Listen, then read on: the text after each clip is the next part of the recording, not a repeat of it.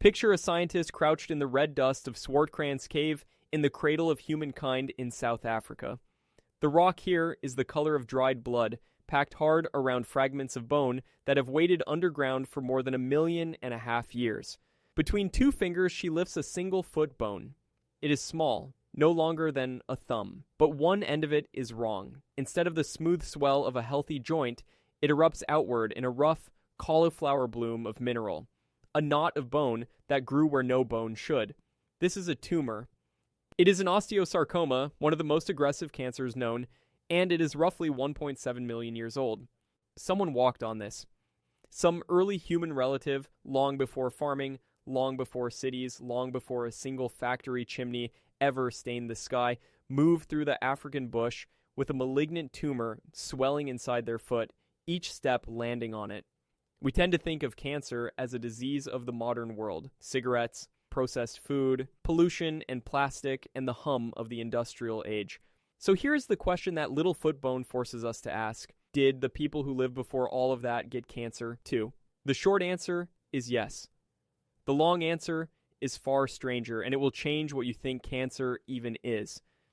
Because when you follow the evidence back, cancer does not stop at the edge of human history. It runs deeper than our species, deeper than the first humans, deeper, in fact, than the dinosaurs. What you are about to see is that cancer is not an invention of the modern world at all. It is the shadow side of something much older, the price of being built from living, dividing cells. And the reason it looks so rare in the deep past turns out to have almost nothing to do with the disease itself, and almost everything to do with the fact that, back then, something else usually killed you first. Let us start with what cancer actually is, because that is the key to all of it. Cancer is what happens when a cell forgets how to stop. Your body is a democracy of trillions of cells, each one dividing only when it should, dying quietly when its time comes. Cancer is a cell that breaks that contract. It divides without permission, ignores the signals to die, and grows into a mass that serves nothing but itself. And here's the crucial point. Any creature built from many cooperating cells is vulnerable to this failure. It is not a human problem, it is a multicellular problem. Tumors have been documented in mammals, in birds, in reptiles, in fish. And the fossil record pushes the disease back into almost unimaginable depths of time. The oldest confirmed cancer in a backboned animal was found in a creature called Papochilus, an early relative of turtles that lived about 240 million years ago. A team led by Yara Harady and Florian Witzman described it in 2019, an aggressive bone cancer on the animal's thigh bone, its microscopic structure almost identical to human osteosarcoma today. Cancer even reached the dinosaurs. In 2020, researchers led by David Evans and Mark Crowther confirmed a malignant spreading osteosarcoma in the leg of a horned dinosaur called Centrosaurus, a creature that died roughly 76 million years ago. That bone had sat in a museum for decades, mistaken for a healed fracture. It was cancer, and it fits a wider pattern. Years earlier, the paleopathologist Bruce Rothschild scanned more than 10,000 dinosaur vertebrae in search of tumors and found them concentrated almost entirely in the duck-billed dinosaurs, the hadrosaurs, as if something in that one group made them especially prone. Benign growths, blood vessel tumors, and cancers that had spread, all preserved in stone. All of which means cancer is not some modern aberration. It is an ancient tax that life has been paying since long before we existed. Now bring it home to our own family tree. That foot bone from Swartkrans is not a curiosity on the edge of the human story. It sits right inside it. When Edward Oates, Patrick Randolph Quinney, Lee Berger, and their colleagues published it in 2016, it became the oldest known malignant cancer in any member of the human lineage. The bone, catalogued as a metatarsal from the foot, belonged to an early hominin, though it is too fragmentary to say exactly which species. They diagnosed it with the same three-dimensional scanning that hospitals use on living patients, and the pattern was unmistakable. Osteosarcoma. And it did not come alone. In the very same month, the same research group announced another first, the oldest known benign tumor in our lineage, found in the spine of an Australopithecus sediba child who died at Malapa nearly 2 million years ago. A child, with a tumor growing in its back before the human genus had even properly begun. The growth in the Sediba child was benign, a type called an osteoid osteome, the kind of small, painful bone tumor that still sends teenagers to doctors today. The osteosarcoma in the Swartkrans foot was the opposite, aggressive and malignant, the kind that kills. Two hominins, nearly 2 million years apart in nothing but the details, both marked by the same ancient disease. For decades, scientists had quietly assumed that cancer was almost absent from deep prehistory. These two finds shattered that. And notice what osteosarcoma is. It is not a disease of old age or bad habits. It strikes the young in growing bone, and it can arise from nothing more than a random error when a cell copies itself. No cigarettes required.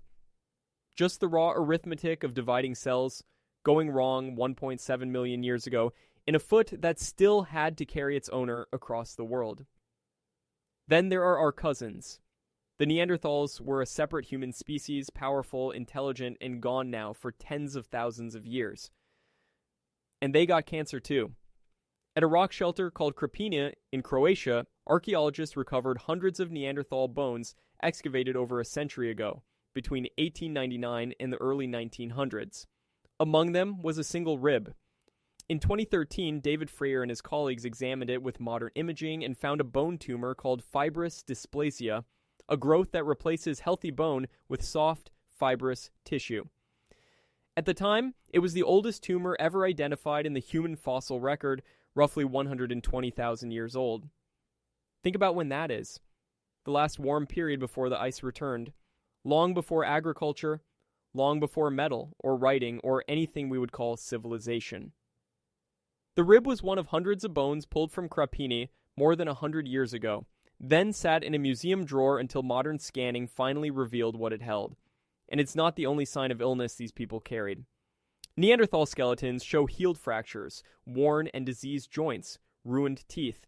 The ordinary catalog of a hard life endured and survived. This one carried something more. A tumor that still turns up in living human patients today, and it grew for exactly one reason. Not smoke, not chemicals, not modern life. It grew from the ordinary machinery of the body, turning against itself deep in the Ice Age. But not every ancient case is so clear, and the honest story has to include the arguments. The most famous of them centers on a single broken jaw. In 1932, the archaeologist Louis Leakey found a fragment of a hominin lower jaw near Kanam, on the shore of Lake Victoria in Kenya. On its surface sat a strange lump of bone.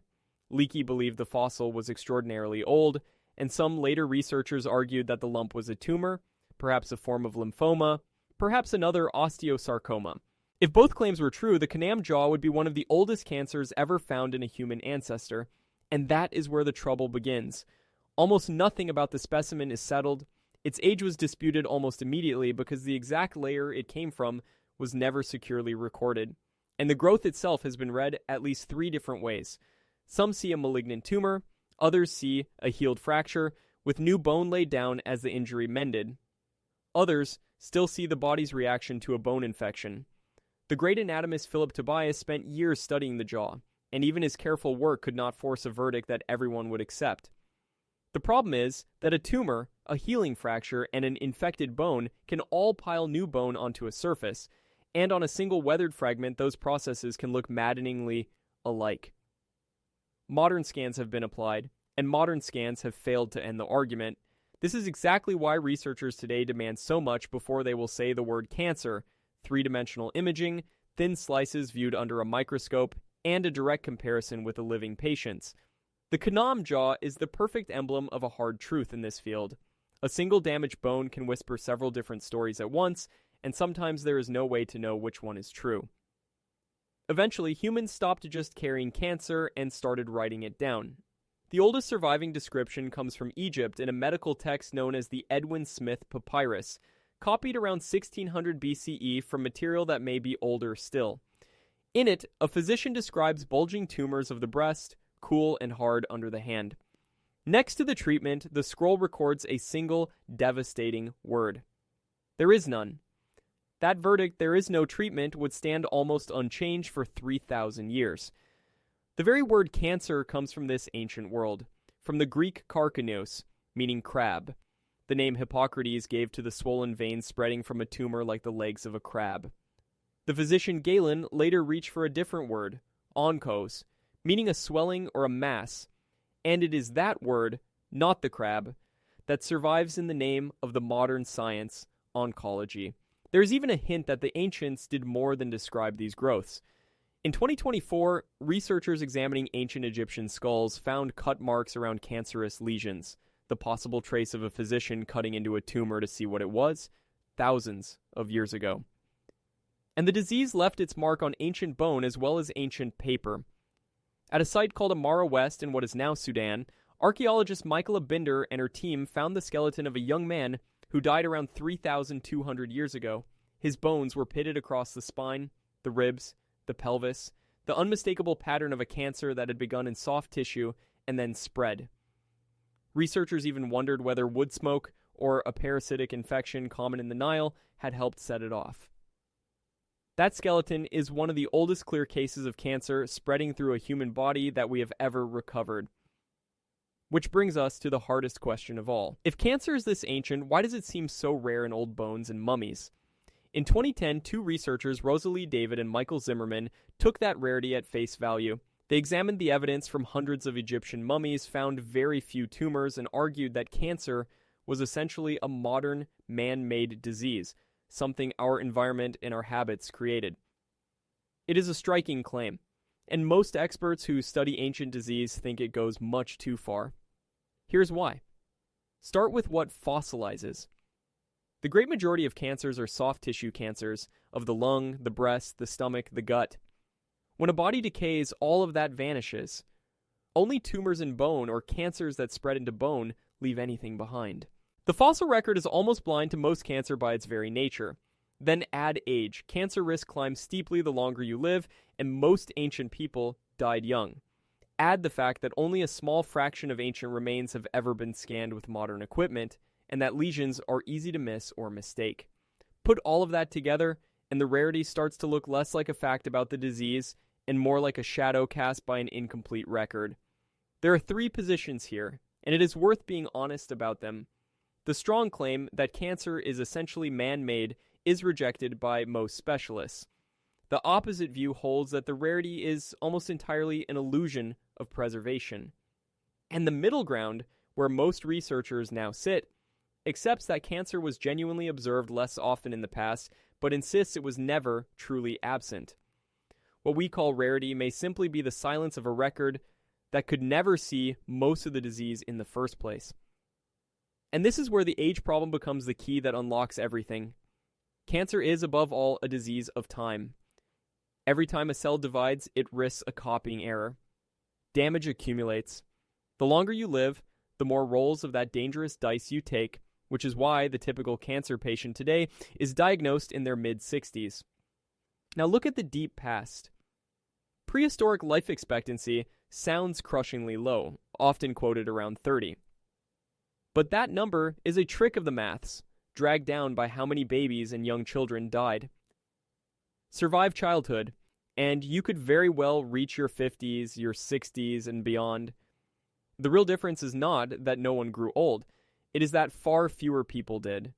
Infection, injury, hunger, childbirth, predators, all of them stood between a person and the years when cancer becomes common.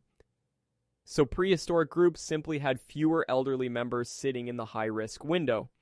The study of ancient ages at death is its own difficult science, and researchers argue about the exact numbers. But every model agrees on the shape of it. The slice of the population old enough to be at serious risk of cancer was far thinner than it is today. And yet, tellingly, several of the oldest cancers we have found struck the young anyway, because cancers, like osteosarcoma, do not wait for old age. The Swartkrans hominin, the Sediba child, the Amara West man, in the prime of life, none of them needed gray hair to grow a tumor. Here is the reframing that follows. Part of the reason cancer feels like a modern plague is not a curse at all. It is a victory. We beat back the things that used to kill us young, and in doing so, we lived long enough to meet the one that was waiting at the end. It is tempting to think the causes of cancer are all modern too. They are not. Consider what the ancient world was already bathed in. Ultraviolet radiation poured from the sun then exactly as it does now, and it has always been able to trigger skin cancer. Natural radiation seeped from rock and radon gas in caves. Certain viruses that cause cancer today, including the ancestors of the human papillomavirus, have traveled with our species for tens of thousands of years. And then came fire, the great double-edged gift. Fire let humans cook and warm themselves and hold the darkness back. But a fire inside a cave or a shelter also fills the air with smoke and soot, carrying the very same family of cancer-causing chemicals found in tobacco smoke. Prehistoric people breathed that in, night after night, for a lifetime. There were dietary carcinogens as well, like the toxic molds that grew on badly stored grain and attacked the liver. In parts of Asia and the Pacific, people chewed betel nut for thousands of years, and betel nut is a known cause of cancer of the mouth. And there were chronic infections that quietly inflamed tissue for years until it turned malignant. A parasitic worm infection called schistosomiasis, common in the Nile Valley, is linked to cancer of the bladder. A stomach bacterium called Helicobacter pylori, carried by humans for as long as we have records of our gut, drives cancer of the stomach. Liver flukes attack the bile ducts. These were not exotic modern threats. They were everywhere in the ancient world. The technology that made us human, the hearth at the center of the camp, may also have been one of the first cancer risks we ever created for ourselves tens of thousands of years before the first factory. So, if cancer is this old and the causes are everywhere, here is the puzzle that should keep you up at night. Why is anything as large as us still alive? Think about it. If every dividing cell can turn cancerous, then an animal with more cells living for more years should be riddled with the disease. A blue whale has thousands of times more cells than you do and lives for decades. By that logic, it should be a tumor with fins. It is not. This contradiction is called Peto's paradox, after the epidemiologist Richard Peto, who pointed it out in 1977, and the answer is quietly astonishing. Big, long-lived animals evolved better defenses. The elephant is the classic case. Elephants almost never die of cancer, and when scientists, including Joshua Schiffman and Vincent Lynch, looked at why, they found something remarkable. Where you carry a single copy of a crucial protective gene called TP53, the guardian that orders damaged cells to repair themselves or die, elephants carry around 20 copies. Their cells are hair-triggered to destroy anything that looks like it might become cancer. Elephants had even reawakened an old broken gene and put it back to work killing damaged cells. And elephants are not alone. The naked mole rat, a wrinkled little creature that almost never gets cancer, packs its tissues with a slippery molecule that stops cells crowding together into tumors. The bowhead whale lives more than 200 years and carries its own suite of repair genes. Each of these species solve the same ancient problem in a different way. And you carry your own inheritance from that long war. The genes, with names like TP53 and BRCA, the quiet guardians that patrol your cells and repair the daily damage before it can become a tumor. And here's the deep time lesson hidden inside that. Cancer is ancient. But so are the defenses against it. You are alive right now because of an evolutionary arms race, hundreds of millions of years long, between the cells that would betray the body and the machinery built to stop them. So step all the way back and look at what that little foot bone was really telling us. Cancer is not a modern invention. It is not a punishment handed down by civilization for the way we live. It is as old as animal life itself, woven into the very terms of being made from cells that must divide to keep you alive. Prehistoric humans got cancer. Neanderthals got cancer. Their ancestors, stretching back through the ice ages and beyond, got cancer. The fossils say so plainly, from a foot in South Africa to a rib in Croatia to a young man's spine beneath the sand of Sudan. What actually changed in the modern age is smaller and stranger than we imagine. We added a handful of new causes, tobacco and industry chief among them. But above all, we added years. We defeated the infections and the injuries, and the countless hazards that once carried people off before their time. And by winning that fight, we finally lived long enough for the most ancient disease of all to step out of the shadows. The thing we call a modern disease turns out to be one of the oldest conditions on Earth. It did not come for us because of what we built. It was always there, a single red thread running unbroken from the ancient seas through the caves all the way to you. We did not invent cancer. We simply outlived everything that used to hide it. If the deep past still has questions for you, there's another investigation waiting on your screen right now, and subscribing keeps them coming.